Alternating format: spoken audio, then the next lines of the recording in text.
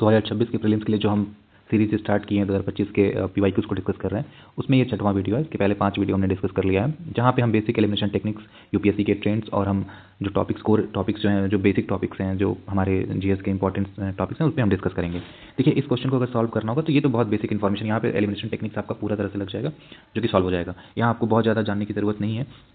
जैसे कि अगर आप स्टेटमेंट 2 को पढ़ेंगे तो यहाँ आपका दिया है कि India is resource rich country in all 3 critical minerals. और आपको पता है कि ये जो क्लेम होता है कि जो ऑल स्टेटमेंट होता है वो वैसे भी नेगेटिव स्टेटमेंट होता है, लेकिन आप यहाँ सोचिए कि क्रिटिकल मिनरल्स में इंडिया, सारे 30 क्रिटिकल मिनरल्स इंडिया में रिसोर्स रिच हैं, ये तो वैसे ही गलत स्टेटमेंट है। तो जब ये स्टेटमेंट को आप एलिमिनेट करेंगे तो 2 हट जाएगा, 2 हटेगा तो 1 एंड 3 ऑप्शन आएगा।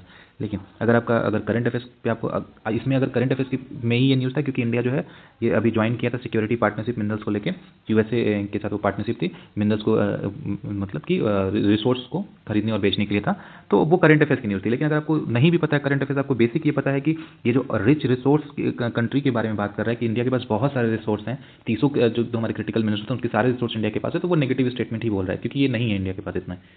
और ये बेसिक जनरल आपको जब आप पढ़ते होंगे तो आइडिया लग गया होगा कि इंडिया में कुछ ही रिसोर्स ऐसे हैं जो मिलते हैं, चाइना, ऑस्ट्रेलिया, इन सब कंट्रीज़ में जो होते हैं रिसोर्स क्रिटिकल मिनरल्स के हैं।